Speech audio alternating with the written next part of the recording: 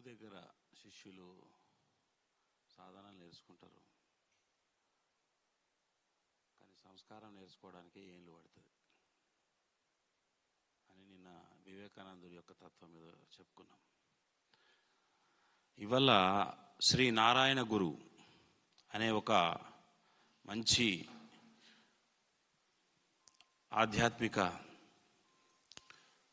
స్థితులను పొందినటువంటి ఒక యోగి, వారి యొక్క చిన్న జీవితం ఉంది, వారి ఆచరణ ఏ రకంగా ఉంది అనేది మనకు తెలుసుద్ది.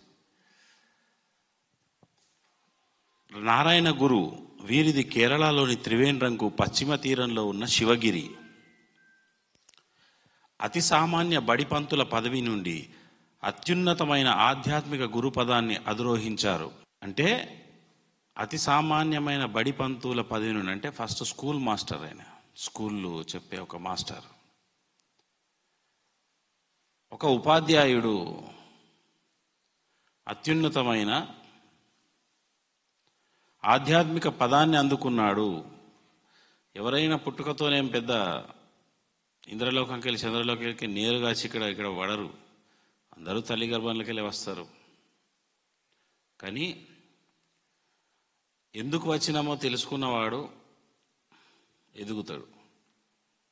వృత్తిరీత్యా ఎందరూ ఎట్లా ఉన్నా ఆధ్యాత్మిక సాధన ప్రాపర్ గురువుతో అనుష్ఠానం చేస్తే అతను యోగి అవుతాడు. ఒకప్పుడు నాకు కూడా ఇన్స్టిట్యూషను, కోచింగ్ సెంటరు, కాలేజు అదొకటి ఇదొకటని విద్యారంగంలోనే నేనున్నా. వాస్తవంగా నా మెయిన్ ప్రొఫెషన్ 2004 నాకు 19 ఏళ్ళప్పటి నుంచి నేను పెట్టిన యాజ్ ఎ కోచింగ్ సెంటర్ డైరెక్టర్గా. 19 ఏళ్ళు అప్పుడు ఇట్లా ఉంటుంటే సన్నగా. అప్పటి నుంచి కోచింగ్ సెంటర్ అయినా అదొకటి అట్లా 2012-13 దాకా సుమారు, అంటే ఒక 10 ఏళ్ళు విద్యారంగంలోనే ఉన్నా. విద్యారంగంలోనే ఉంటుంటే సాధన చేస్తుంటే 2000 సంవత్సరం నుంచి 2000 నుంచి. కానీ సాధన చేస్తున్నామని చెప్పుకునేది కాదు కదా అది. అట్లా ఒకనాడు ఏమవుతుందంటే సాధన పరిపక్వ దశకు వచ్చినప్పుడు, భగవంతుడి సాక్షాత్కారం అయినప్పుడు అప్పుడు కథ మారిపోతుంది మళ్ళా. అట్లా బడిపంతులు నుంచి ఆధ్యాత్మిక గురుపదాన్ని అధిరోహించారు. పవిత్రమైన శివగిరి పర్వతాగ్రంలో 15 సంవత్సరాలు ఏకాగ్రంగా ఉండి ధ్యానం చేశారు.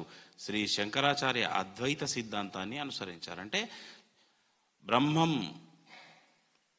జగమంతా ఆ బ్రహ్మమే ఉంది, ఆత్మయే ఉంది అనే శంకరాచార్య అద్వైత సిద్ధాంతాన్ని అనుసరించారు. ఉన్నది ఒకటే అని ఆ తత్వంలో 15 సంవత్సరాలు ఏకాగ్రంగా వారు అద్వైత సిద్ధాంత లక్షణాలను వివరించే 10 శ్లోకాలున్న అనుకంప దశకంను రచించారు. వీరి బోధలు హిందూ మత సిద్ధాంతాలకే పరిమితం కాక ప్రపంచంలోని అన్ని మతాలకు సంబంధించినవిగా ఉంటాయి. అట్టి బోధలతో కూడిన రచనే వీరి ఆత్మోపదేశ శతకం. వీరు కూడా ఒకటి ఆత్మోపదేశ శతకం అని రాశారట. మనమేం రాసినాం? ఆత్మాచల శతకం. నారాయణ గురు శివగిరి, మద్రాసు, కాంచీపురం మొదలైన ముఖ్య ప్రదేశాల్లో అనేక మఠాలను, కేరళ రాష్ట్రంలో అనేక ఆశ్రమాలు నెలకొల్పారు. అంటే ఎప్పుడైతే ఆ అద్వైతము, ఆ అనుభూతి కలుగుతుందో అప్పుడు ఏమవుతుందంటే ఆ తత్వము సర్వులకు పంచాలి అనే ఒక భావన కలిగి వాళ్ళు ఏం చేస్తారంటే నెలకొల్పుతారు లోకంకు. భవిష్యత్తులో ఇప్పుడు ఆదిశంకరాచార్య 4 పీఠాలకు నెలకొల్పి ఇప్పుడు అవి నడుస్తూ ఉన్నాయి, ఎప్పుడో నెలకొల్పినాయి. అట్లా మహాత్ములు వాళ్ళ కాలంలో చేసిన ఆశ్రమ పీఠాలన్నీ ఏమవుతాయంటే భావితరాలకు జ్ఞాన నిలయాలుగా విరాజిల్లి తత్వ ప్రచారం చేస్తడానికి ఉంటాయి. అట్లా మహాత్ములు మాకెందుకులే అనరిగా ఏదో ఒకటి చేసుకుంటూ పోతారు లోక కళ్యాణార్థం. వారు ఎక్కడికి వెళ్ళి ఎవరిని చూడరు. మహాత్మా గాంధీ, శ్రద్ధానంద, రవీంద్రనాథ్ ఠాగూర్, పిఎఫ్ ఆండ్రూస్ మొదలైన వారు వీరి వద్దకు వచ్చి వారిని దర్శించుకున్నారు. నారాయణ గురు ఎవరి దగ్గరికి పోడు. మహాత్మా గాంధీ లాంటి వాళ్ళు కూడా నారాయణ గురు దగ్గరికే వస్తారు. ఆత్మజ్ఞానులకు మిగతా వాళ్ళకున్న తేడా చెప్తా. మిగతా స్వాములకు వీళ్లకు ప్రపంచం బద్దలైపోయి నాకేం చేసేది అన్నట్టు ఉంటారు. ప్రపంచం మేలుగోరైనా వాళ్ళు తపస్సు చేస్తారు. 2 ఉంటాయి వాళ్ళది. అంటే ఏ కోణంలో అడదవుతుంది ఈడైతుంది జనాలు బాగా క్రేజ్ ఉన్న ఎవరైతే ఉంటారో ఇప్పుడు ఎవరైనా సరే వాళ్ళ దగ్గరికి వీళ్ళు ఓరు, వీళ్ళ దగ్గరికి వాళ్ళు వస్తారు, రావాలా. ఎందుకు అనంటే వీళ్ళకు లోకంతో పని లేదు, లోకానికే ఆత్మయోగులతో పని ఉంటుంది. వీళ్ళకు లోకంతో ఏం పని ఉండదు. వాళ్ళ మెప్పు కోసం వీళ్ళు అరువులు సాచరు, వాళ్ళకు జోకరు. జోకుడు అంటే ఏంది? తానా అంటే తందానా. వాళ్ళ మెప్పు కోసం ఏదో ఉరుకులాడరు, నిశ్చలంగా ఉంటారు. వాళ్ళని పెద్ద గొప్పగా కూడా చూడరు, గొప్పగా భావించరు. అందరు లెక్క వాళ్ళని అంటారు అంతే. అయితే ఏంటంటే గొప్ప అంటారు, అంత సింపుల్గా మాట్లాడతారు. అటువంటి నారాయణ గురు దగ్గరికి మహాత్మా గాంధీ, రవీంద్రనాథ్ ఠాగూర్ అటువంటి వాళ్ళు కూడా వెళ్ళి దర్శించుకున్నటువంటి గొప్ప యోగి అయిన అట్టి నారాయణ గురులకు వారి భక్తులకు శ్రీ రమణ భగవానుల ఎడ గౌరవం గలదు. మరి రమణ మహర్షి బుక్లో నారాయణ గురుది ఎందుకు ఉన్నది అంటే యోగులకు కూడా అత్యంత ప్రీతిపాత్రమైన గురువు ఎవరు? భగవాన్ రమణ మహర్షి అని మనకు తెలుస్తుంది.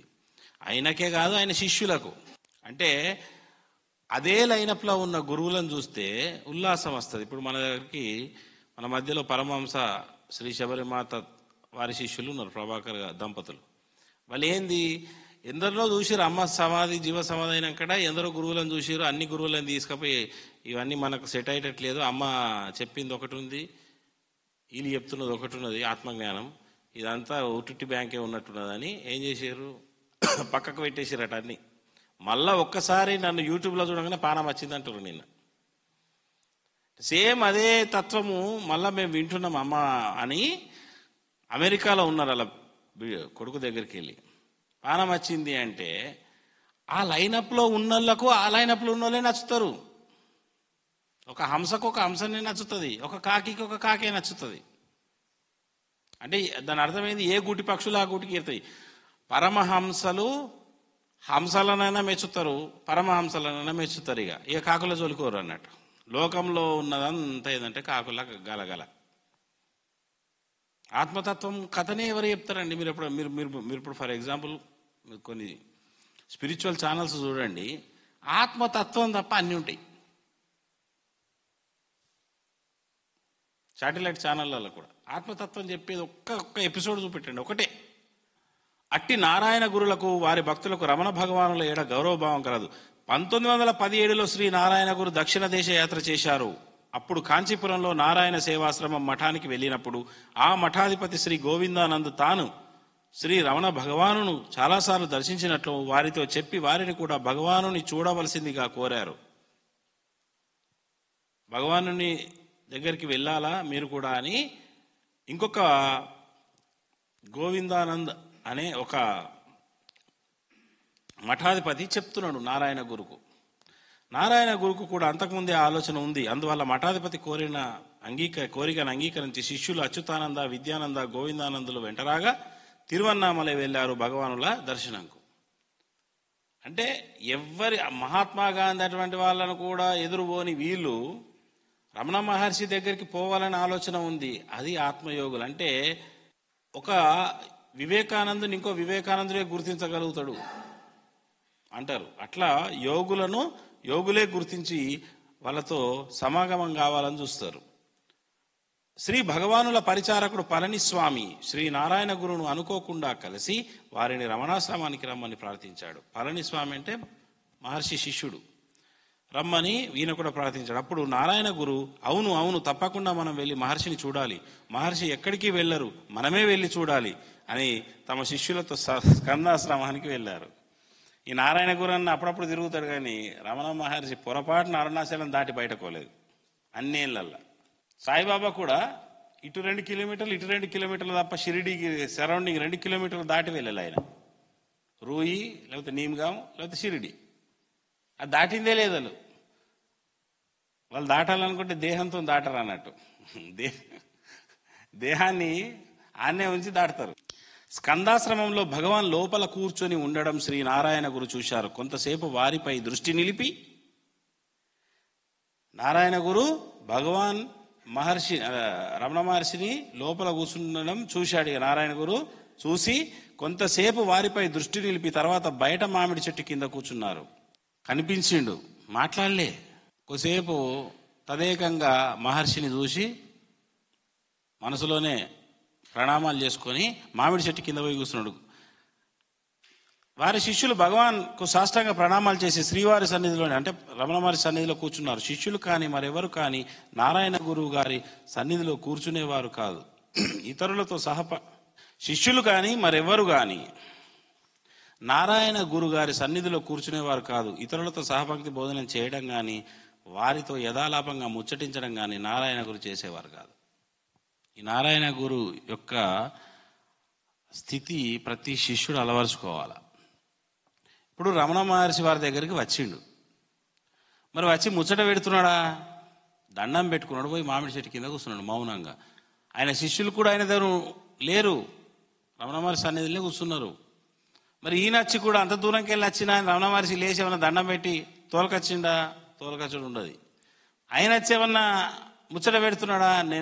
నేను అట్లా, నేను ఇట్లా, మరి మీ స్థితి ఏంది, నా స్థితి ఏంది, నీ ధ్యానం ఏంది, నా ధ్యానం ఏంది, ఈ ముచ్చట ఉన్నదా? లేదు. వీడు ఆలోచన చెయ్యండి. యోగులు కలుసుకున్నప్పుడు కూడా ముచ్చట లేదు. ఆయన ఎప్పుడూ ముచ్చట చేసేవారు కాదు, యథాలాపంగా ముచ్చట్లు పెట్టేవాడు కాదు నారాయణ గురు.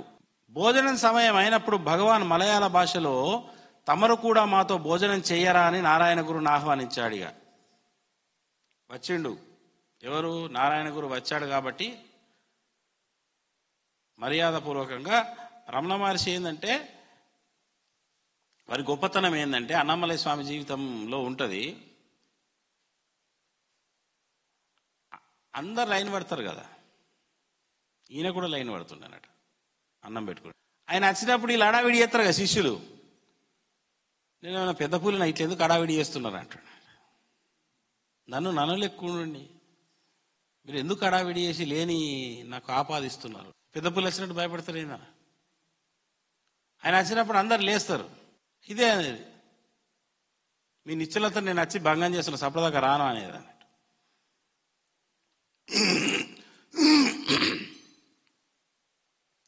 మహాత్ముల జీవితాలు వేరుంటాయి, యోగుల దగ్గర ప్రవర్తనలు. సహపంక్తిలో అంటే అందరితో కూర్చున్నప్పుడు కూడా ప్రత్యేకంగా ఉండకపోవట, అందరితోనే కూర్చుంటాడు. తన కోసం ఒకసారి రాలేదని ఆగిండ్రట.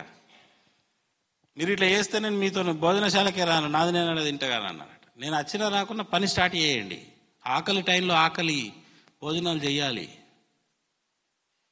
ఇవన్నీ అన్నామలై స్వామి స్వయంగా చూసి రాసిండు ఆయన డైరీలల్లా. భోజన సమయం అయినప్పుడు భగవాన్ మలయాళ భాషలో తమరు కూడా మాతో భోజనం చేయరా అని నారాయణ గురుని ఆహ్వానించారు. తప్పకుండా అని నారాయణ గురు భగవాన్ పక్కనే కూర్చున్నారు. తాను కేవలం మజ్జిగ అన్నం మాత్రమే తింటానని వాటితో పాటు పాయసం, ఫలాలు, అప్పడాలు కూడా వడ్డించగా స్వీకరించారు. భోజనానంతరం అలవాటు ప్రకారం భగవాన్ కొండ మీదకి నడకకు వెళ్ళారు. ఇక సుత్తి పెట్టకుండా, వీళ్ళతో అందరితో ముచ్చట పెట్టకుండా సూటిగా సుత్తి లేకుండా వెళ్ళిపోయాడు. యదా కొద్దిగా కొండ మీదకి. ఈ లోపల భగవాన్కు మనం ఏదేని సమర్పించవలదా అని కాగితం, పెన్సిల్ అడిగి తీసుకొని నివృత్తి పంచకమను పేరు 5 శ్లోకాలు వ్రాశారు. భగవాన్ తిరిగి వచ్చినప్పుడు ఆ శ్లోకాలను భగవాన్ ముందు ఉంచారు. జ్ఞానులకు ఏం సమర్పిస్తాము అని ఒక పంచకం రాసిండట. పంచకం రాసి మాటలు లేవిగా, రాతలే, పంచకం రాసి ఇచ్చిండు. ఆ శ్లోక భావాలు ఇట్లున్నాయి. అదేదో మన ఐ థింక్ మలయాళ భాషలో రాస్తాడు ఆయన, మలయాళ కాబట్టి. దాని తెలుగు అనువాదము ఇక్కడ ఉంది. ఆ శ్లోక భావాలు ఇవి. ఈ 5 ఉన్నాయి. ఈ 5 ఏ శిష్యుడు, ఇంక్లూడింగ్ మీ, ఏ శిష్యుడైతే ఇవన్నీ ఆచరిస్తారో వాళ్ళు సర్వవ్యాపక ఆత్మానుభవమును అనుభవింతురు. ఇది బోధగా తెలుసుకోవాలి. అటువంటి గురువులే ఎట్లున్నారు, ఇంకా మనం ఎట్లుండాలని చూడండి. ఇన్లనే టైం వేస్ట్ అవుతుంది అందరిది. ఈ 5 నేను చదివినప్పుడు ఫస్ట్ టైము అంటే ఎప్పుడో 2011 చదివిన. ఇవి నేను దాదాపు ఆచరించే ప్రయత్నం చేస్తుంటా. అందుకే నేను చాలా వరకు వీటిని భక్తులకు చెప్తూ ఉంటా. సంస్కార మార్పు కోసం, మీ సాధన పెరగాలంటే ఇతరుల ఊరు, పేరు, వయస్సు, కులం, వృత్తి, ఏమేమి? ఊరు, పేరు, వయస్సు, కులం, వృత్తి కనుగొన ప్రయత్నించని వారే సర్వవ్యాప్తమైన ఆత్మానందం అనుభవించరు. Point number 1. ఒకళ్ళు ముందాట కనిపించారంటే ఈ 5 వస్తాయి. ఏ ఊరు, ఏడికెళ్ళి వచ్చినావు, ఎన్ని గంటలకు వచ్చినావు, మళ్ళీ ఎప్పుడు పోతావు, ఎన్ని రోజులు ఉంటావా, తింటావా, ధ్యానం చేస్తావా, తిరుగుతావా, ఇవి ఉంటాయా? ఇప్పుడు ఇవి లేని, ఇప్పుడు మిమ్మల్ని స్కాన్ చేసుకోరు, ఇవి లేని రోజు ఉన్నదా? ఏ ఊరు, ఏం చేస్తావు, ఏం పేరు, నీ కులం ఏంది, ఏ కుల పొల్లు, నువ్వేం పని చేస్తావు, ఎన్ని పైసలు ఉన్నాయి, ఇవి ఎవరైతే అడుగుతారో వీళ్ళు బహిర్ముఖమై ఉన్నారని అర్థం. ఇక మీకు ఎక్కడ ఆత్మజ్ఞానం? ఇక అసలు ఏం అవసరం? ఇందుకే వచ్చినామా మనం? ఈ ముచ్చటకే వచ్చినామా? మీరేమిటోళ్ళు? గివ్వే ఎక్కడికి వెళ్ళేస్తే మనకి ఎందుకు? నీ ఇంటికి వచ్చినప్పుడు మర్యాద చేయి. లేకపోతే గురువుగా ఇక్కడికి నా దగ్గరకు వచ్చినప్పుడు నేను అడుగుడు వేరు, మర్యాదపూర్వకంగా. ఇప్పుడు ఒక చెట్టు ఉన్నది, ఆ చెట్టు ఆకులకు ఫీడింగ్ ఇస్తుందా? అవునా? ఆకుకు ఫీడింగ్ ఇస్తుందా? ఆకులకు శక్తిని ఇస్తాయా? చెట్టు మూలం ఇస్తుందా? ఆడ ఉన్న గురువు అడుగుతాడు అవన్నీ, ఏదైనా ఉంటే అడగాలన్నా ఏదైనా చేయాలన్నా. శిష్యులు అంటే ఆకులు రాసుకున్నట్టు ఉంటుంది. దాన్నే తాటాకు సప్పులు అంటారు. ఒక శిష్యుడు ఇంకొక శిష్యుడితో అసలు ముచ్చట కాదు కదా, బంధమే పెట్టుకోవద్దు. ఇక ఫోన్ నంబర్ ముచ్చట పెడదాం, గ్రూప్ ఫామ్ చేద్దాం, గ్రూపు తయారు, ఇక చిల్లరేసాలి ఇవన్నీ. మీరు ఎందుకు ఆశ్చర్య ఏం చేస్తున్నారు? వీటికి ఆశ్చర్య. దీనికి ఇంత దూరం ఎందుకు వచ్చుడు? ఆ ఇంటి పక్క వాళ్ళు, ఇంటి ముందట వాళ్ళు ఉంటారు, సపోజ్ ఒక నంబర్లు తీసుకుంటే అయిపోతుంది కదా. ఇవి మిస్టేక్స్ ఉంటాయి. ఒక గురువులు ఎట్లున్నారు, నాకు 2 ఫోన్లు 3 ఫోన్ల కన్నా రావు. అది కూడా సేవకులకు తప్ప. నేను వేరేళ్ళకి నంబర్ ఇచ్చినా వాళ్ళు పని లేని ఫోన్ చేస్తే తిడతా, నా టైం వేస్ట్ చేస్తున్నారని. నేనంతా మౌనంగా. నేను డే అంతా 2-3 మాటల కన్నా ఎక్కువ మాట్లాడి ఇంట్లో 2-3 టమాటా కూరదే, వంకాయదే.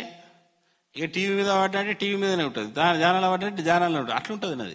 అనవసరపు ముచ్చట నీ నోటి వెంట ఒక్కటి వెళ్ళినా శక్తి లాస్ అయిపోతారు, మీరు ఆత్మకు దూరం అవుతారు, ఆత్మస్థితి రాదు మీకు. వీలైనంత మౌనం అంటే అవసరం ఉన్నదా నోరు తెరవాలా, లేకపోతే ఈ నోటిని చాలా అద్భుతంగా వాడుకోవాలా. ఈ నోటికి ఎప్పుడైతే ఇది వస్తుందో మెల్లగా మనసు స్వస్థత చెందుతుంది. మనసు ఎప్పుడైతే స్వస్థత చెందిందో ఆత్మ వికసిస్తుంది. ఇవే చేస్తున్నా శక్తి నిర్వీర్యం అయ్యేయడానికి మీరు సాధన చేస్తారు, ధ్యానం చేస్తారు, ఇవన్నీ చేస్తే శక్తి వేస్ట్ అవుతుంది. ఇప్పుడు ఏమవుతుంది? పరిచయాలు పెరుగుతాయి. చిరంజీవి బాలకృష్ణ నంబర్ తీసుకునే, బాలకృష్ణ చిరంజీవి నంబర్ తీసుకునే, ఇంటికి పోగానే ధ్యానం కుదురుతున్నదా? కుదురుతలేదు. నీకైతే కుదురుతుందా? నాకు కుదురుతలేదు. మరి నాకైతే కుదురుతలేదు అని ఈయన ధ్యానం కుదిరిన తత్వం ఆయనకు అలవాటు అవుతుంది. అయినది ఇటు అలవాటు కాదు, ఈయనది అటు అలవాటు అవుతుంది అన్నట్టు. అంటే ఉదాహరణ చెప్తున్నా, మళ్ళీ చిరంజీవి అంటున్నా అనుకోకండి. మాకు యాదగిరిగుట్ట చిరంజీవి మాకు సూపర్ స్టార్, విన్నారా? అట్లా ఉదాహరణ, ఎగ్జాంపుల్కు ఊరికి అదే పేరు చెప్పినాం అనుకో జనాలకు అర్థమవుతుంది అన్నట్టు. అరే మంచికైనా నా పేరే అంటాడు స్వామి, చెడుకైనా క్లాస్ వీకినా నాకే చెప్తాడు, నా పేరే చెప్తాడు అన్నట్టు అయిపోతుంది. అంటే ఇప్పుడు వీటితో ఏమన్నా, ఇప్పుడు ఇంతకాలం మనకు ఎన్నో పరిచయాలు ఉంటాయి, ఏమన్నా లాభం ఉన్నదా? ముందట పడ్డామా? ఎదిగినామా? మరి ఎదగలే, అయిపోయి ఇంకెందుకు ఇక. ఇగో ఇవన్నీ నా దృష్టిలో ఏంటంటే వీటిని చిల్లర వేషాలు అంటారు. మనం వచ్చిన తత్వాన్ని మరి రాసుకోవాలి, చిల్లర వేషాలు. వీటిని ఏమంటారు? చిల్లర వేషాలు అనగా ఏమి అంటే గివే: ఇతరుల ఊరు అని అవుతారు, పేరు, వయస్సు, కులము, వృత్తి. ఈ 5 అడగద్దు, రాయి. 2వ పాయింట్, ఎవరిని రమ్మని గాని రావద్దని గాని లోపలకు రమ్మని గాని ఎక్కడికి వెళ్తున్నారని గాని ప్రశ్నించని వారే సర్వవ్యాప్తమైన ఆత్మానందం అనుభవించరు. ఈ ఊర్లలో ఇది ఎక్కువ ఉంటుంది. ఇక బ్యాగ్ పట్టింది మళ్ళీ ఇయ్యాల. ఎటు పోతున్నావు? అరే ఎల్లుడే పాపం, బ్యాగ్ వేసింది మళ్ళా ఇయ్యాల ఎటు పోతున్నదో. అంతేనా? నిన్ననే పోయి వచ్చినావు మళ్ళీ పోతున్నావు. అరే ఎటు పోతే నీకెందుకమ్మా? అయ్యో ఇదే ఇవి ఉంటాయా ఊర్లలో? ఇవి ఎక్కనే కదా. అంటే ఇవన్నీ ఏంటంటే సిల్లి ఏదో టైం పాస్ అనుకుంటారు. మీరు టైం పాస్ చేశారంటే కథమే. టైం పాస్ చేసేటట్టున్నదా మీ దగ్గర? నాకేమో టైమే లేదంటే. ఉన్న టైంని లోపలికి పెట్టుండ్రా బాబు, కాలాన్ని వ్యర్థం చేయకుండా కాలాతీతంగా వెళ్ళండి అంటే కాలాన్ని పాస్ చేస్తున్నాం మనం. Don't waste your time to anyone. స్వార్థపరుడిగా అమ్మంటే అయితలేరేంది మీరు? ఎవరిని రమ్మని కానీ రావద్దని కానీ వస్తే చూడాలా. నేను ఇప్పుడు అర్థమైంది నా తత్వం. నేను ఎందుకంట వస్తే వాళ్ళ అదృష్టవంతులు, రాకపోతే నేను అదృష్టవంతుని అని ఎందుకంట? నా టైం వేస్ట్ కాదు. ఇప్పుడు వచ్చిందనుకో, ఇంత మన దగ్గరకు వచ్చినప్పుడైతే భోజనం చేయండి, మరి నీ డౌట్ ఏంది, ఏదో నిమిత్తం వచ్చుంటావు కదా, ఎందు నిమిత్తం వచ్చినామని ముచ్చట అవుతుంటుంది కొంత. వాళ్ళు రాలేదనుకో, నాకేం ముచ్చట ఉన్నది? నా దేవుడు నా లోపల, పుస్తకం ముందట. కళ్ళు మూస్తే బ్రహ్మానందం, కళ్ళు తెలిస్తే టీవీ ఆనందం. అంతే కదా. టీవీ చూస్తూ కూడా అదే చేస్తాం మేము. టీవీ చూస్తా కానీ లోపల పని చేసుకుంటే చేస్తా. ఏదో ఒకటి, ఏదో బుక్ రాస్తా కొత్తది, ఏదో ఒకటి జరుగుతుంది కదా. అంటే రావడము, వస్తే చూస్తా అంట. నేను వీళ్ళందరికీ తెలుసు, నాతో 12 ఏళ్ళ నుంచి ఉన్న వాళ్ళకు, 15 ఏళ్ళ నుంచి ఉన్న వాళ్ళకు కూడా తెలుసు. ఏంది సేవ లేకపోతే స్వామీజీ మమ్మల్ని పురుగుల కన్నా ఈయన చూస్తారు అనుకుంటారు వీళ్ళు. అంటే పురుగుల కన్నా ఈయన అంటే దాని అర్థమైంది పట్టించుకోవడం. కాబట్టి నేను పట్టించుకోను కూడా. నేను నిజం చెప్తాను, వీళ్ళ ముందట చెప్తున్నా, అడుగురు కదా. వాళ్ళకి ఎన్ని సమ్మెట దెబ్బలు పడ్డాయచ్చు. సేవ ఉంటేనే స్వామి కారిపోయినట్టు మాట్లాడతాడు. సేవ లేకపోతే అసలు కేరే చేయడు అన్నట్టు. మరి నేను అట్లనే ఉంటా. మరి నేను అట్లున్నా అని తెలిసే మీరు వచ్చి ఇంకెందుకు అంటున్నారు అట్లా అంటాను. నేను నిజం లోపలే చెప్తాను. నేను ఎందుకు, నేను ఆత్మస్వార్థపరుణ్ణి, నాకు దేవుడే కావాలా, దేవుడిలో ఉండడమే కావాలా. దాని నుంచి కిందికి దించేసే, దిగజార్చే ఏ పని నేను చెయ్యను. నాతో చేత కాదు, దేవుడు కూడా నాతో చేయించాడు. నేను పూర్తిగా దైవములో ఉండే స్వార్థపరుణ్ణి. నాకు అది డిస్టర్బెన్స్ ఏ కొంచెమైనా జంప్ అయిపోతాడికి వెళ్ళి. అందుకే సేవ ఉన్నది, అది ఎవరి సేవ? నా సేవ కాదు, దైవ సేవ అయితేనే ఉంటుంది. దైవ సేవ మందమే మాట్లాడతా. సేవ లేకపోతే కథం. మళ్ళా అవసరం ఇంకొక చెల్లెతో మాట్లాడతా, ఇంకొక అక్కతో మాట్లాడతా, ఇంకొక అమ్మతో, ఏదో ఇంకొక అయ్యతో మాట్లాడతా. ఇలా కూడా మొన్నటిదాకా నాకే నాతోనే మాట్లాడతాను. ఇప్పుడు మరి మొన్నటిదాకా నువ్వు సేవ చేసినావు. నేను పరిగెత్తే గుర్రాలను పట్టుకొని లోకమంతా ప్రయాణం చేయాలి. ఆగిన గుర్రాలతో ఏం పని? అవసరం ఉంటుందా? ఇక బాగా ఉరికినాము, ఊరికి అలసిపోయినాము అంటే మరి అలసిపోను. ఇక నేను అలసిపోను. ఇంకా పరిగెత్తే గుర్రాలు ఏమున్నాయి, లేకపోతే తయారు చేయడమో ఏదో ఒకటి దేవుడు పంపిన గుర్రాలను పట్టుకొని ఉరకాల. దైవ స్వారి, ఆత్మ ప్రచార స్వారి చేస్తూనే ఉంటుంది. అది దాని అర్థం ఏంది అంటే వస్తే చూడాలా, బలవంతమే లేదు. నేను ఏదైనా కానీ అనౌన్స్మెంట్ చేస్తా, వస్తే చూస్తా, రాకపోయినా చూస్తా. వస్తే పొంగిపోను, రాకపోతే కుంగిపోను, ఉంటే పొంగిపోను, లేకుంటే కుంగిపోను. దాన్ని స్థితప్రజ్ఞ స్థితి వస్తారు. ఇట్లుంటే వస్తాయి అవన్నీ. నువ్వు ఎక్స్పెక్టేషన్ పెట్టుకున్నావు అనుకో, వాళ్ళు నెత్తి మీదకి కూర్చుంటారు. నెవర్ ఎక్స్పెక్టెడ్ ఎవరి మీద. నేనైతే సేవకుల మీద కూడా ఎక్స్పెక్టేషన్ పెట్టుకోను. నేను దేవుడి మీద తప్ప ఉన్నమాట చెప్తున్నా. ఎందుకంటే ఇలా లావంటారు, రేపు కాదంటారు. ఇలా మొక్కుతారు, రేపు దొక్కుతారు. అంతే కదా.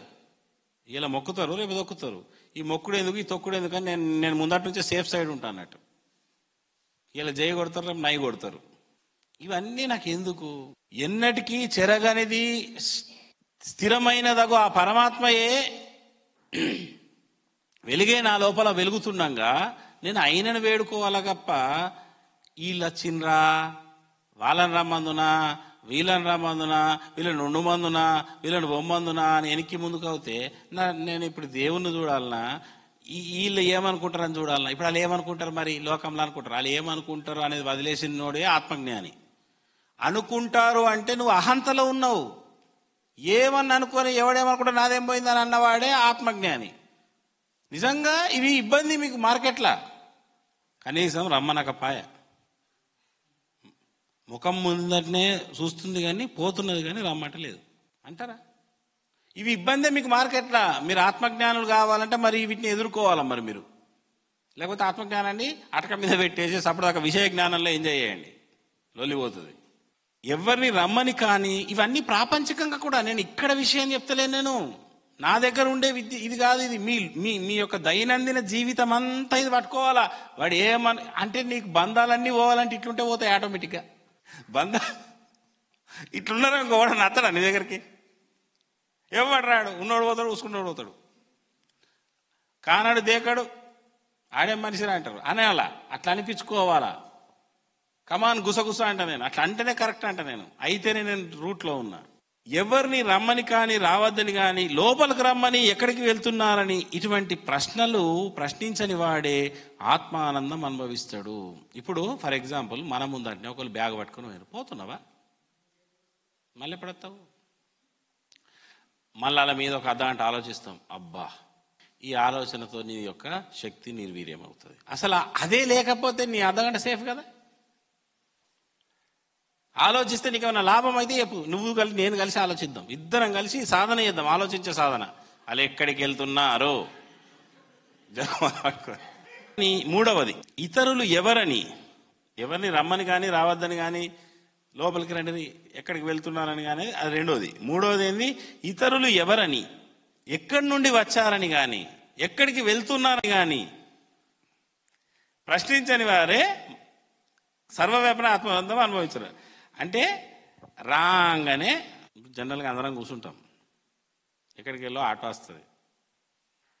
రాగానే ఎక్కడికి వెళ్ళొచ్చారు ముందు ప్రశ్న, వీళ్ళు ఎక్కడల్లో అంటే నీ ముందాట జరుగుతున్న దాన్ని నువ్వు సాక్షిగా ఎరుకతో చూస్తలేవు. నువ్వేమవుతున్నావు అంటే ఆ మసిని తీసుకొచ్చి నీ ఒంటికి పూసుకుంటున్నావు. తత్వమసిగా అంటే తత్వమసి అయితే లేరు, బంధుమసి మిత్రమసి అవుతున్నారు. ఆ మసిని నీకు అంటించుకుంటున్నారు. అదే నువ్వు ఇట్లా ఉన్నావు అనుకో, ఒక మనిషి దిగిండు, ఒక మనిషి దిగిండు, ఏదైనా సహాయం అడిగిండు, ఏదైనా అడిగినాక అయ్యా ఈ చిరునామా ఎక్కడంటే అప్పుడే నోరు తీరారా మీకు తెలిస్తే చెప్పాలంతే. మీరు ఎక్కడల్లో ఏం పని మీద వచ్చిండ్రు, ఇంకా స్వామి దగ్గరకు పోతున్నారా, ఇక రోడ్డు మీద మళ్ళీ అడిగితే గట్టు పోతున్నారా, ఇటు పోతున్నారా, ఎటు పోతే మీకెందుకు అంటే ఇవన్నీ లోకంలో ఉన్నాయే, మనం అంటుకోకూడదు. లోకం తీరు మార్చలేం మనం. నీలో తీరు మార్చుకో. నీలో తీరు మారుస్తే లోకం ఆటోమేటిక్ మారిపోతుంది. ఆత్మజ్ఞానం కావాలనుకునే వాళ్ళకు ఒక సూచన ఏంటంటే, నీవు ప్రపంచపు తీరులను పట్టించుకుంటే ఎప్పటికీ ఆత్మజ్ఞానివి కాలేవు. ప్రపంచానికి విరుద్ధం పోవాల్సి వస్తుంది. ఆత్మజ్ఞానం అంటే యుద్ధం చేయడం ప్రపంచంతో. అందుకు సిద్ధంగా ఉన్న వాళ్ళే ఆత్మజ్ఞానం కోసం ఉండండి. మీరు ప్రపంచం కావాలన్నకు ఆత్మజ్ఞానం కావాలంటే మర్చిపోండి ఏదన్నా ఒకటి విరుద్ధంగా పోవడం, యుద్ధం చేయడం ఇది. ఇప్పుడు ఇవన్నీ చేస్తే యుద్ధమే కదా. ఇక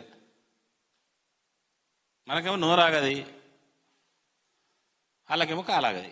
ఇతరులు ఎవరని, ఎక్కడి నుండి వచ్చారని, ఎక్కడికి వెళ్తున్నారని కానీ ప్రశ్నించని వారు ప్రశ్నలే లేవద్దిగా. అంటే దీని అర్థం ఏంటంటే ప్రశ్న ఉదయించని స్థితి ఉండాలా, ప్రశ్నలే లేని స్థితి రావాలా. ప్రశ్న ఎవరికి, జవాబు ఎవరికి అనే స్థితి వస్తే తప్ప ఈ జ్ఞానం ఎవరికి అలవడదు. ఇన్నంతసేపు మంచిగా ఇప్పటి నుంచి అలవాటు చేసుకుంటామని ఈ క్లాస్ అయి బయట పోగానే స్టార్ట్. నాలుగవది, నేను నీవు అతడు అది, లోపలిది వెలుపలిది, ఉన్నది లేనిది అను భేదభావాలు లేనివారే సర్వవ్యాప్తమైన ఆత్మానందం అనుభవింతురు అని. అంటే ఈ నేను నీవనే భేదభావము దాదాపు ఎక్కువ ప్రచండం ఉంటుంది. ఏడైనా ఉంటుంది, ఈడుంటుంది, ఆడుంటుంది, ఏడుంటుంది. నా వాళ్ళు, గ్యాంగులు, నీవు, వర్గాలు మెయింటైన్ చేయడము, అది అట్లా, ఇది ఇట్లా, లోపల అది ఉన్నది, బయట అది ఉన్నది, లోకం ఇట్లున్నది, కాలం ఇట్లున్నది, ప్రపంచం ఇట్లున్నది, అది ఉన్నది ఇది లేదు, ఇవన్నీ ఏవైతే లేదు ఉన్నది అది ఎట్లా ఇది ఎట్లా ఎందుకు ఏమిటి ఎలా, ఈ ఎందుకు ఏమిటి ఎలా కథనే ఇదంతా. ప్రశ్న పడ్డది అంటే నువ్వు బహిర్ముఖం ఉన్నట్టే. మీరు ఒక అబ్జర్వ్ చేయండి. మీరు మౌనంలో ఉన్నారు అనుకుందాం, మీరంతా మౌన దీక్ష ఇచ్చిన మీకు. ఇప్పుడు ఈమె మౌనంలో ఉన్నది, ఇలా వరలక్ష్మి నిన్న మౌనంలో లేదు. ఇప్పుడు నిన్న గురువు గారికి ఏదో అడగాలనే ఆరాటం ఉంటుంది, ఇయ్యాల ఉంటుందా? ఇయ్యాల నిజమైన ఆనందంగా ఉంటుంది ఆమె, నిన్న ఉండదు. అంటే నోరుకు లాకేసుకున్న స్వీయ లాకేమి మౌన దీక్ష. మౌన దీక్షలో ఉన్నప్పుడు ఒక ఆటో వస్తుంది, పోయి సైకిల్తోనైతే అడుగుతారా నేను మౌన దీక్ష కాబట్టి పోను అని ఇట్లుంటారు, గంభీరంగా చూస్తారు. వీళ్ళ తరపున వేరేలు పోయి అడుగుతారు. నువ్వు మౌన దీక్షలో లేకున్నా మౌనంగా ఉన్నాను అని నీ ఆంతరంగిక మౌనంలో ఉన్నావు అనుకో, నువ్వు ఎందుకు అడుగుతావు? నువ్వు మౌన దీక్ష పట్టరాల్సినప్పుడు ఒక టీచర్ ఉంది, వాళ్ళు సబ్జెక్ట్ చెప్పాలా, వాళ్ళు మాట్లాడాలా. మనం కిరాణా షాప్ పెట్టుకున్నాడా బాబు, కిరాణా షాప్ నడుపుకోవాలా అంటే మాట్లాడేది ఈ లోకంలో నడది. కానీ ఆత్మజ్ఞానం వచ్చేటప్పుడు ఆంతరంగిక మౌన దీక్షలో ఎప్పుడూ ఉండాలి. ఆంతరంగిక మౌన దీక్ష అంటే ఏంది? అవసరమా మాట్లాడడం, అవసరం లేదా మౌనంలో ఉన్నా అనుకోవడం. మౌన దీక్షలో ఉన్నట్టే ఉండాలి. మౌన దీక్ష లేకున్నా మౌన దీక్షనే ఉండాలి. ఎట్లా? అది ఆంతరంగిక మౌన దీక్ష. వాచక మౌన దీక్ష పడతారు చాలామంది, అది పట్టినంతసేపు బాగుంటారు, మళ్ళా మాట్లాడు స్టార్ట్ అవుతుంది, సాక్షి స్థితి వస్తుంది మౌనంలో మీకు. అందుకే మంచి సాధన ఏమిటి వీటికి అంటే ఆంతరంగిక మౌన దీక్ష పట్టాలి. ఆంతరంగిక మౌన దీక్ష అంటున్నా. అప్పుడేంది, నేను మౌనంలో ఉన్నా అన్న భావన ఉన్నప్పుడు ఇవన్నీ మాట్లాడరు. ఏ ఊరు, ఏం పేరు, రాండి పోండి ఉండండి, వీళ్ళెవరు, ఎక్కడి నుంచి వచ్చారు, ఎన్ని రోజులు ఉంటారు, మన భవిష్యత్తు, మన గతం, వాళ్ళ భవిష్యత్తు, ఈ పెంట అంతా వింటాం. ఇక్కడ పోయి వజ్రాలు వేరుకున్నందుకు వచ్చి పిడకలు ఏరుకొని పోతాం. 5వది, పరిచయస్తులతోనూ అపరిచయస్తులతోనూ సమత్వ స్థితి ప్రదర్శించగలిగిన వారు, నేను ఇతరులు అనే భేదభావం లేనివారు, అసలు భేదభావము లేనివారు మాత్రమే సర్వవ్యాప్తమైన ఆత్మానందము. నీకు బాగా పరిచయస్తులైనా పరిచయం లేని వాళ్ళైనా నీకు ఇద్దరు ఎట్లా కనిపించాలంటే ఒకటే కనిపించాల. నేను అబ్బా ఇలాంటే నాకు బాగా క్లోజ్, ఇలాంటే నాకు కారిపోతుంది అన్నాం అనుకో, ఉన్నది కారిపోతుంది. ముందు లోపల ఇంత తయారైంది ఉంటుంది ఆత్మ, అది కారిపోతుంది. నీకు దేవుడు తప్ప ఎవరు కారిపోవద్దు. నేను అన్నా కదా, నాకు ఎవ్వరు కారిపోరు, ఆయనంటే కారిపోతుంది. కారిపోవడం అంటే ఏంది? ప్రాణం అన్నట్టుగా, నా ప్రాణానికి ప్రాణం అన్నట్టుగా. అది దైవం మీద ఉండాలా. కొత్త వాళ్ళు కనిపించినా నీ స్థితి అట్లనే ఉండాలా. బాగా రోజుల నుంచి ఉన్న వాళ్ళు ఉన్నా నీ స్థితి అట్లనే ఉండాలా. వెరసి ఇవన్నీ 5టికి 5 సొల్యూషన్ ఏమిటి అంటే, నంబర్ 1, ఆంతరంగిక మౌనంలో సదా ఉండండి. మీరు ఎదిగే ఇది మెహర్ బాబా కూడా చెప్తాడు. ఇవన్నీ మెహర్ బాబా దాంట్లో చెప్తే ఇంకా మీకు ఇక చెమటలు వస్తాయి, అట్లున్నాయి అవి. గురు ఆజ్ఞలు ఏడాది వరకు అని ఒకటి ఇచ్చేస్తాడు. మౌనంలో నుండి రాస్తుండే, ఫలానా చిరంజీవి బాలకృష్ణ క్లోజ్ ఉన్నారు, మీరిద్దరు ఏడాది వరకు మాట్లాడుకోకూడదు అని ఆజ్ఞ. ఆ ఏడాది దాకా ముఖం చూసినా వీళ్ళు ఎవరో అన్నట్టుంటారు. ఇద్దరు మాట్లాడుకోరు. మీరు ఈ క్షణంకి వెళ్ళి ఒకే రూమ్లో ఉండాలి. నేను మాట్లాడుకోని వాళ్ళు ఒక రూమ్లో సచ్చినట్టు మాట్లాడుకుంటారా లేదా? నెల రోజులు మీరు కలిసి వండుకోవాలి, తినాలి. పురుష మండలి స్త్రీ మండలి అని వేరు వేరు ఉంటుండే. ఎవరి దానికి ఆజ్ఞలు జారీ. ఇక సచ్చింది గొర్రె. అయినా చెప్పడిగా ఈ బోధలు చెప్పడానికి వీళ్ళు ఊకే మాట్లాడాడు కదా, మౌనమే కదా, అఖండ మౌనము. అది రాసి ఆజ్ఞలు జారీ అని ఒక నోటీస్ బోర్డు ఉంటుంది, అలా పెట్టేస్తుండే. అది నోటీస్ బోర్డు చూసి ఆచరించాలి. ఆజ్ఞ ఉల్లంఘన అయితే అని పంపించేస్తారు, ఉంచుకోరు. పనికిరాడు బ్రహ్మజ్ఞానానికి అని. రాబోయే రోజుల్లో మీకు ఇట్లా నోటీస్ బోర్డులు ఉంటాయి. మీకు జనాలు వేరిగా భక్త కుటీరు అయితే ముచ్చట్లు పెట్టచ్చు అనుకుంటారు. ఇక మౌనమే మెహరాబాద్ లెక్క మరొక బాధ అవుతుంది. ఇది మౌనాబాద్ లెక్క అయిపోతుంది. నేను అట్లనే ఉంటా, మీరు అట్లనే ఉండాలి. ఇక మూగేశమే, మౌనం మౌనం మౌనం అంతే. అన్ని పనులు జరుగుతాయి మౌనంలోనే.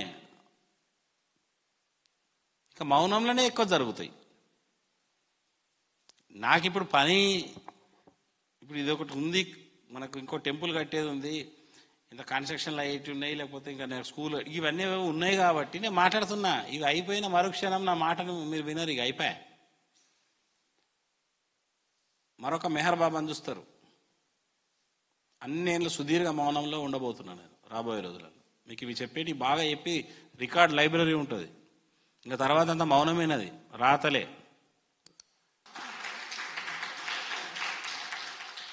ఇవన్నీ ఆచరిస్తే అదృష్టవంతుడివి, లేకపోతే మనంత దురదృష్టవంతులు లేరు.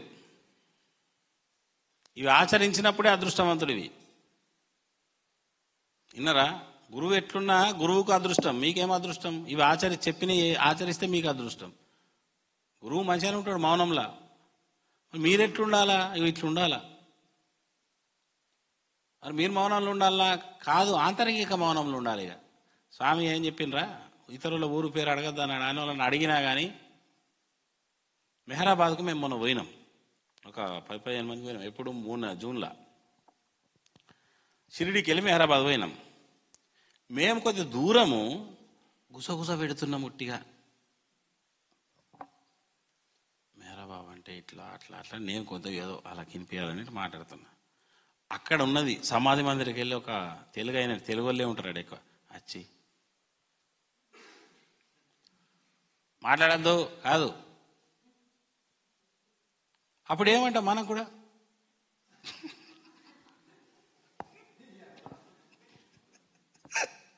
అంతే ఓకే అన్నట్టు. అది కూడా పుష్పక విమర్శన సినిమా చూడలేదా? మౌనం మాటలు లేకుండా ఒక సినిమానే హిట్ అయింది. మన జీవితం ఎందుకు హిట్ కాదు? అందుకే అధిక ప్రసంగి ఎప్పుడు కూడా ముందాట పడ్డట్టు చరిత్రలో లేదు. అధికంగా మాట్లాడకూడదు, డిగ్నిటీగా ఉండాలి అన్నట్టు ఉండాల. అప్పుడు ఎంత తక్కువ మాట్లాడతామో నువ్వు అంత ఎదుగుతావు. అసలు సాధన ఏంది? మౌన సాధననే పెద్దది అన్నిటికన్నా. సహజ ఆత్మనిష్టకి సహజంగా పంపుతుంది. కానీ మనకు పనులు ఉన్నాయి, భౌతికంలో ఉన్నాం, కొన్ని సెటిల్మెంట్స్ ఉంటాయి, ధర్మాలు ఉన్నాయి. అవి 4 ఏళ్ళు పట్టచ్చు, 3 ఏళ్ళు పట్టచ్చు, 5 ఏళ్ళు పట్టచ్చు. కానీ ఇప్పటి నుంచే ఆంతరంగిక మౌనంలో ఉన్నామనుకో, అప్పుడు ఈజీ అవుతుంది కదా. అవుతుందా కాదా? అందుకే ఆంతరంగిక మౌనం అంటే నువ్వు మౌనంలో ఉన్నప్పుడు ఎట్లుంటావో, నీ ముందట ఏం జరిగినా నువ్వు ఇట్లా చూడాలంతే. సుర్రన పోయి ఏలు పెడతారు. దేవుడు అబ్జర్వేషన్ చేస్తున్నాడా, అన్ని కేలు పెడుతున్నాడా? అంటే సాక్షిగా ఉన్నాడు అంటారా? మరి నువ్వు సాక్షిగా ఉంటే సాక్షి అయిపోతావు. దైవస్థితే కదా అది. అన్నిట్లో ఏలు పెడితే జీవుడు లక్షణం అది. అందుకే గురువు గారు మాట్లాడుతున్నప్పుడే ఈ బోధల యొక్క సారాంశం బాగా వినండి. మళ్ళా నా మాటనే కరువు అవుతుంది మీకు. ఇంకా ముదిరితే నా దర్శనం కరువు అయిపోతుంది మీకు. అట్లుంటుంది, ఆ స్థితులు వస్తాయి. కాబట్టి నేను మౌనంగా పోయి దీక్షలు ఇవ్వగలుగుతా. ఎట్లా? ఆల్రెడీ రికార్డు ఉంటుంది, అది ప్లే అవుతుంది, ఆల్రెడీ అలా నడుస్తూ ఉంటుంది. నేను జస్ట్ ఇట్లా ఇచ్చేసినట్టు అయిపోయా, ఆటోమేటిక్గా అలాకు దీక్ష ప్రసాదం అయిపోతుంది. అప్పుడు చేయబెట్టుడు కాదు, ఇక కంటి చూపుతోనే కూర్మ దీక్షలే కథం. ఇంకో రోజులు అయితే ఇతను నా గురువు అనుకోవడమే దీక్ష అయిపోతుంది. అటువంటి పరిస్థితులు వస్తాయి. అంటే అన్ని లక్షల మంది అయిపోతారు, ఎంతమందికి పోతాం, ఎంతమందిని కలుస్తాం. కానీ ఎన్ని వేల మంది వచ్చినా మౌనంగా రావాలా, మాట కుయ్యమనదు. అరే అక్కడ 1,00,000 మంది ఉంటారు కానీ పిన్ డ్రాప్ సైలెన్స్ ఉంటుంది అన్నట్టు ఉండాల. అది నిజమైన ఫిలాసఫీ. నాకు మెహరాబాద్ ఎందుకు అంత ఇష్టము, రమణ మహర్షి ఎందుకు అంత ఇష్టము అంటే ఆ సైలెన్స్ నన్ను ఆకర్షించింది. భగవంతుడు అంటే సైలెన్స్. రమణాశ్రమంలో ఓన్రి గలగల మాట్లాడతారా? పోయిన వాళ్ళు ఉన్నారా? మీరు పోయినరా? రమణాశ్రమంలో ముచ్చట పెట్టాను చూసినావా? వాళ్ళు వచ్చేయమంటారు అంటారా? ధ్యానం చేసుకునే వాళ్ళు ఉంటారు, ఇట్లనే అంటారు, నిర్మల మరి పక్కకే. ఈ ముచ్చట్లే గుసగుసలు ఇవి ఉంటాయా? ఉండయి. బయటకు వెళ్ళినాక మళ్ళీ స్టార్ట్ చేస్తారు. అప్పుడు రమణ మహర్షి మాయ అంటే ఏంది అని అడుగుతాడు ఒక భక్తుడు. మహర్షి అసలు మాయ అంటే ఏంది, నాకేం అర్థమైతలేదు ఈ మాయ కథ. ఇట్లా అంటాడు. ఈ లోపలనే పాల్ బ్రంటను ఇటువంటి ఎవరి పేర్లు ఉంటాయి, ధనవంతులు విదేశీయులు ఎవరు వస్తారు. అక్కడ ఉండి అప్పటిదాకా ఈ క్వశ్చన్ అడిగినప్పుడు వీళ్ళంతా ఉంటారు. మహర్షి అంకిత శిష్యులు ఉంటారు కదా, మహర్షికి వాళ్ళు సెలవు తీసుకొని వెళ్తారు. ఈ అడిగినోడు ఒక్కడే ఉంటాడు ఈడ. ఈ శిష్యులు ఉంటారు కదా, స్వామితో ఉండే శిష్యులు, చూడదొచ్చిన శిష్యులు, వాళ్ళు విదేశీయులు అనే ఒక క్రేజ్ ఉంటుంది కదా, విదేశీ ఒక సెలబ్రిటీస్ అక్కడోళ్ళు అని ఏదో అధిక ప్రేమలు అన్నట్టు ఇక ఓవర్ యాక్షన్స్. వీళ్ళు ఏం చెప్తారంటే వీళ్ళు దండం వాళ్ళు ఎందుకోసం వచ్చారు, స్వామి కోసం వచ్చారు అన్నాడు అంతే. వీళ్ళు పోయేటప్పుడు వీళ్ళు తోకెంబట్టినారా అని పోతారు ఆడదాకా. వీళ్ళు పోతే ఇక ఆడ వీళ్ళు ఉంటారు, ముచ్చట పెట్టుకుంటా పోతారు. ఆడ కొద్దిగా ముచ్చట వీడికి చూపిస్తాడు. మాయ అంటే ఏం తెలుసా, వీళ్ళు ఎందుకు వచ్చారో మరిచిపోయి వాళ్ళతో పోయిన చూడు, అదే మాయ అంటారు. తాను వచ్చింది ఎందుకని మరవడమే మాయ. తాను ఎందు నిమిత్తం ఈ భూమి మీదకి వచ్చామని మరవడం పెద్ద మాయ, గురువుల దగ్గర చిన్న మాయ.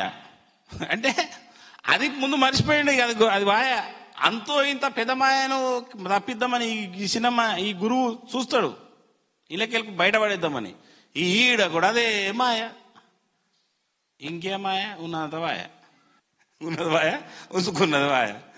మీరు పరమహంస యోగానందది రమణ మహర్షి పక్క నేను ఇది అబ్జర్వ్ చేసిన.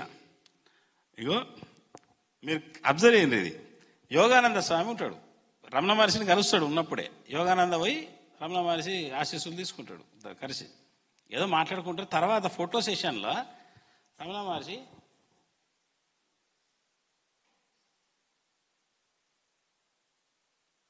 తానుగా ఇట్లుంటాడు అంతే. పక్కకు యోగానందతోని ఇంకా విదేశీయుడు షేక్ హ్యాండ్, ఇవన్నీ జరుగుతుంది. ఇట్లా చూడడు రమణ మహర్షి, ఇట్లనే ఉంటాడు. ఈ యోగానంద స్వామికి అర్థమవుతుంది, ఇట్లా అనుకోకుండా ఇట్లా అంటాడు, కెమెరా చూడు బాబు అంటాడు. యోగానంద ఇది సన్నివేశం ఉంటుంది, మీరు చూడండి యూట్యూబ్లో. నాకు అనిపించింది వీళ్ళు ఏదో ఒకటి, యోగానంద స్వామి ఎక్కడికి వెళ్ళచ్చు, ఒరే బాబు పక్కకే బ్రహ్మజ్ఞానం ఉన్నాడు, నువ్వు న్యాయపడేది కొడుతున్నాడు, అటు చూడురా బాబు అంటున్నాడు యోగానంద. అంటే I'm from US, I'm from UK, I'm from అంటే ఇక్కడ ముచ్చట పెడతాడు అనుకుంటారు. యోగానంద అంతకంటే ఎక్కువ ముచ్చట్లేదు, ఇట్లా అంటాడు, ఇట్లా అంటాడు అంతే, సింపుల్గా, ఎక్కువసేపు ఉండదు. వీళ్ళు ఇంకేదో మాట్లాడేది కోతారు అంటాడు. ఆ వీడియో క్లిప్పింగ్ నేను చూసి, వీరు మరి మాట్లాడుతున్నారా యోగానందనే కదా అని ఇట్లా చూస్తలేడు ఆయన. యోగానందనైనా అట్లనే చూస్తాడు, నారాయణ గురునైనా అట్లనే చూస్తాడు, హెచ్చమ్మ వచ్చినా అట్లనే చూస్తాడు, ఎల్లమ్మ వచ్చినా అట్లనే చూస్తాడు, అల్లమ్మ వచ్చినా అట్లనే చూస్తాడు, అంకమ్మ వచ్చినా అట్లనే చూస్తాడు అంతే. ఎవరు వచ్చినా అదే చూపు, అదే దివ్యత్వం, అది మారదు. అది చివరి శ్వాస దాకా అదే మెయింటైన్ చేసిన యోగి రమణ మహర్షి. ఎక్కడ లైన్ తప్పలే. విదేశస్తులే వచ్చిండ్రచ్చు,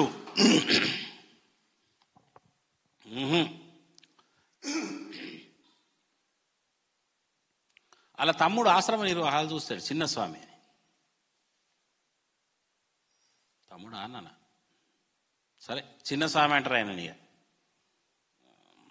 ఇక తమ్ముడే దిక్కు. చిన్న స్వామి అంటే తమ్ముడే కదా, ఎట్లా చిన్న స్వామి అంటారు. ఆశ్రమ నిర్వహణను నువ్వు చూడు అని బాధ్యత చెప్తాడు. వాళ్ళు కూడా నిజాయితీగా ఉన్నప్పుడే ఇచ్చిండ్రు అది.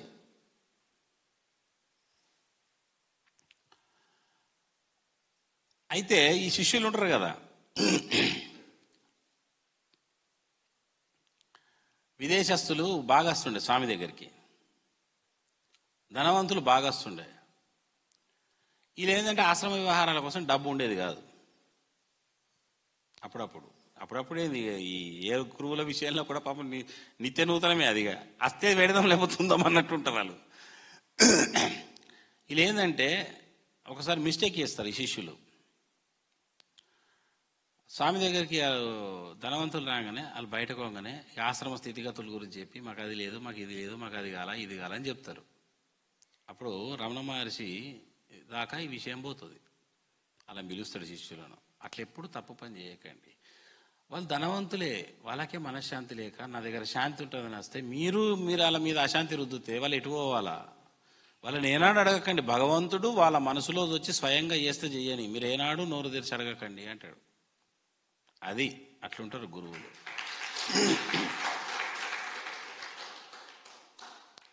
అది చేసుకునేది ఉంటే సహజంగా వాళ్ళకి ప్రేరణ రావాలా, ఒకరు చెప్పకూడదు. లేదా అంత అవసరం అనుకుంటే ఇట్లా ఒకటి ఉందని నేనే చెప్తా, మీరు ఎన్నడూ చెప్పకండి, ఆనాటి నుంచి చెప్పారు. ఇక కొంతమంది విదేశస్తులు లేకపోతే కలిగిన వాళ్ళు వచ్చి సేవలు చేస్తారు. చేసినప్పుడు ఏమవుతుంది అని అంటే,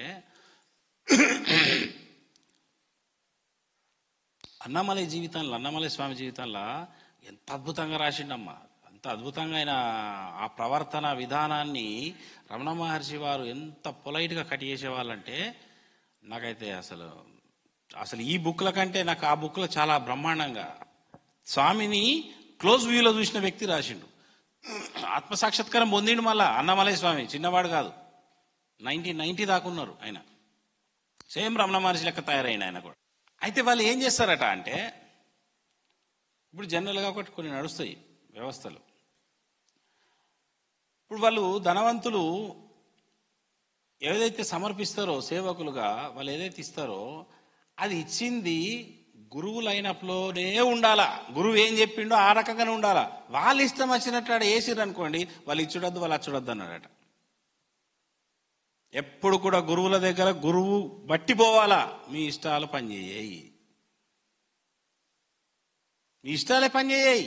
ఎందుకంటే గురువు ఒక నియమం పెడతాడు, దాన్ని డిస్టర్బెన్స్ ఎప్పుడు చేయకూడదు. అది ఎంత గొప్పది. వాళ్ళు కోరుకున్నాడు కరెక్టే, కానీ ఇక్కడనే అది వినియోగించబడాలి అన్నారట. వాళ్ళు వాదన పెట్టుకున్నారట, అది అంతా గొడవ అయింది. ఈయన పోయిండు మహర్షి దగ్గరికి, అంతా వచ్చింది. మళ్ళా ఈ వ్యవస్థ ఆయన ఎక్క పట్టించుకోడు, చెప్పేస్తాడు, ఆయన జాగాలోనే ఉంటాడు. ఈ కథ అంతా ఏమైపోయింది, వాళ్ళన్నది కరెక్టే, ఇక్కడ సిస్టమ్ స్వామి చెప్పింది ఉన్నది కరెక్టే, రెండు కరెక్ట్, ఇద్దరిని పిలుస్తాడు. అని చెప్పేది చెప్తాడు. నేను ఇస్తున్నాననే స్ఫురణ లేకుండా ఇచ్చేదే ఇక్కడ స్వీకరించబడుతుంది అంటాడు. ఇది అర్థమైందా చిరంజీవి? నేను ఇస్తున్నాననే స్ఫురణ లేకుండా ఇచ్చేదే ఇక్కడ స్వీకరించబడుతుంది. నేను అనే అహంకారం తాండవం చేస్తే అది ఎంతటిదైనా స్వీకరించబడదు అని రమణ మహర్షి తన స్టాండర్డ్ కొటేషన్ ఒకటి చెప్పేసేస్తాడు. అప్పటి నుంచి చేసేవాళ్ళు స్వామి దాకా కూడా ఉండదు, గుప్తంగా జరుగుతూ ఉంటుండేనట. ఇవన్నీ ప్రారంభ దశలో ఉండే. ఇవన్నీ అంటే శిష్యులు భక్తులు పెరుగుతున్నప్పుడు వ్యవస్థ పెరుగుతుంది, యాజ్ వెల్ యాజ్ ఆ స్థితులు కనుక పెరగకపోతే దెబ్బ వస్తుంది. అది లాగా వేయబడుతుంది. నీ ఇష్టం వచ్చినట్టు నువ్వే, నా ఇష్టం వచ్చినట్టు నేను చేస్తా. మొన్న ఈ బాబుకు కూడా తిట్టిన, సిద్ధయ్యకు, ఈ బాబుకు చిన్న పనే. ఇప్పుడు నేనే కదా మక్క కంకులు తింటారా, నేను అర్ధనంగా మళ్ళీ తింటారా అంటే కోపం పడ్డా అన్నట్టు ఆమెకు, వంట చేసిన ఆమెకు. చిన్నయే కానీ అడిగి వేయాలా. నువ్వు అడగకపోతే ఏమవుతుంది, అది చిన్నదే అని నువ్వు అనుకుంటావు, కానీ అది ఇన్డిసిప్లిన్ అని నేనంట. అది ఏదైనా కావచ్చు, ఒక విషయంలో అది అగ్గిపుల్ల విషయమైనా గురువు యొక్క అనుమతి లేకుండా గిట్ల కదల రాదు అది. ఎందుకంటే అది ఆడుండు ఎందుకున్నదో అది ఆనే ఉంటుంది. మీరు కదిపి దాని యొక్క స్థితిని పోగొట్టిననంట నేను. అందుకే మీరు సేవ చేయాలి, గురువు యొక్క అనుగ్రహం పొందాలి అంటే కత్తి మీద సాము లెక్క పటా పటా పటా పడతానే ఉంటాయి సమ్మెట దెబ్బలు. ఎన్ని పడతాయో తెలియదు.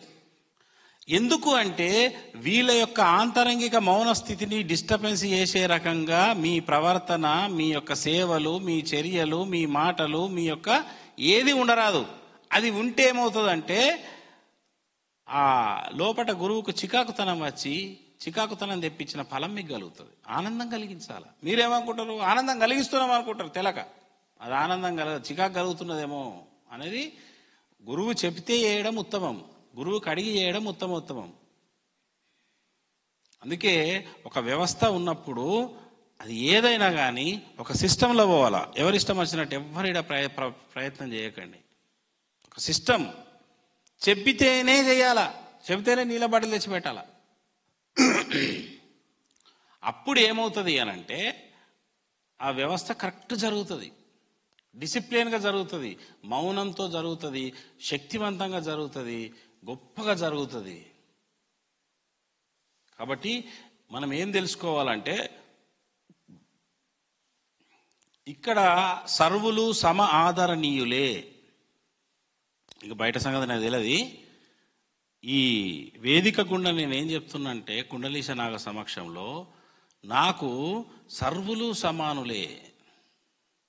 పేద ధనిక, కులం, మతం, ప్రాంతం, భాష భేదం నా దగ్గర ఏది ఉండదు. నేను పసిపిల్లాడి నుంచి పండు ముసలమ్మ దాకా ఒకే రకంగా వాళ్ళను చూస్తా, ఒకే భావన, బ్రహ్మ భావన తప్ప నాకు ఇంకా వాళ్ళ యొక్క ఇప్పుడు ఇందాక చెప్పిన ఊరు, పేరు, వయసు, కులం, వృత్తి ఇటువంటి ఎమోషన్స్ నాకు ఉండయి.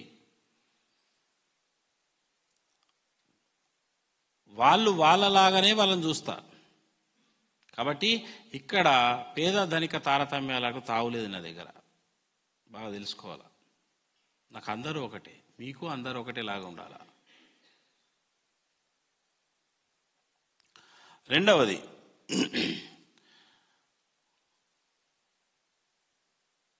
మనం గురువుతో బంధం పెట్టుకోవాలా. వ్యక్తులతో బంధం పెట్టుకుంటే శిష్యులు రాలిపోతారు, జారిపోతారు అనేది తెలుసుకోవాలి. ఇక ఉండరు, ఇక కొన్ని రోజులు ఉంటారు, తర్వాత కనిపించారు. ఏడున్నారంటే ఒకప్పుడు ఉండేవాళ్ళు అన్నట్టు ఉంటుంది. ఎప్పటికీ ఉండాలా మర్రి చెట్టులాగా అంటే ఇప్పుడు నేను చెప్పినవి ఉండాలా. మరి నేను ఎవరినైనా తీసేస్తానా? నేను ఎవరిని తీసే దేవుడి దయతోనే వాళ్ళే వెళ్ళిపోతారు. అందుకే మీరు బాగా జాగ్రత్తగా మనుషులను నమ్మేటప్పుడు ముందు 420 అనుకోండి, తర్వాత వాడు బ్రహ్మజ్ఞానం అనుకోండి, బ్రహ్మం అనుకోండి, దేవుడు అనుకోండి. ముందాన్ని చూసుడు 420 లెక్క చూసుడు నేర్చుకోండి. ఎవరినైనా ఎదుటోని నమ్మచ్చంటవా అన్నట్టే ఉండాలా. పూర్వపరాలు అన్ని చూడాలా. అది బ్యాక్గ్రౌండ్ ఏంది, కథ ఏంది, లెక్క ఏంది, తాళమేంది, పత్రమేంది అన్ని చూసుకుంటే బాగుంటుంది. అంటే నంబర్ లెక్చర్లింగ్, ముచ్చట్లు ఇవన్నిటికీ ఎగపడతారు. తర్వాత ఏమవుతుంది? ఒక బాండింగ్ ఏర్పడుతుంది. తర్వాత ఏమవుతుంది? పైసలు పెడతారు. తర్వాత ఏమవుతుంది? గుడ్డు కొట్టుకుంటారు. మళ్ళీ నా దగ్గరికి వచ్చి గురువు గారు నేను వ్యాపారం చేసినా ఫెయిల్ అయినా, నీకు ఎవడు ఏమన్నాడు? అదే కాదు, నువ్వు జనరల్ వ్యాపారం ఒక పార్ట్నర్షిప్లో వేయాలన్నా గురువు ఉన్నప్పుడు గురువుకి అడగండి, అది మీకు మేలు అవుతుంది. మీకోసమే కదా. నేను మద్దంటనా? అమ్మ అది కొద్దిగా 420గా ఉన్నాడు నేను చేసుకోకుండా అంటుంటి. నాకు మీరు అడిగిన క్షణాల్లో తెలిసిపోతుంది vibration. Is it correct or not, ఇది ఫేక్ ఆర్ రియలా, వెంటనే వస్తుంది అది. అందుకే ఎంత క్లోజ్ ఉన్నా కానీ మీరు డబ్బు వ్యవహారం దగ్గర జాగ్రత్తగా ఉండండి. ఇప్పుడు ఇందాక చెప్పిన ఇతరుల ఊరు, పేరు, వయసు, కులం, వృత్తి ఇటువంటి ఏవైతే ఉన్నాయో అవి బాగా పాటిస్తే, ఆంతరంగిక మౌనంలో ఉండి పాటిస్తే మీరు ఎందుకు వచ్చారో అందుకుంటారు. మనకు టైం ఉందా? ధ్యానం చేసుకోవాలా. టైం లేదా? ఒక మంచి ఇటువంటి గ్రంథాలు ఇంకా రాబోయే రోజులు ఇట్లా ఆధ్యాత్మిక లైబ్రరీ పెడితే మంచి మంచి మహాత్ముల గ్రంథాలు ఉంటాయి, ఇక్కడ తీసి చదువుకోవచ్చు. ఇంకా టైం ఉందా? కుండలీశ నాగను కళ్ళారా చూడాలా. ఇంకా టైం ఉందా? బాబా కళ్ళల్లో కళ్ళు పెట్టి చూడాలా. ఇంకా టైం ఉందా? భజన చేయాలా.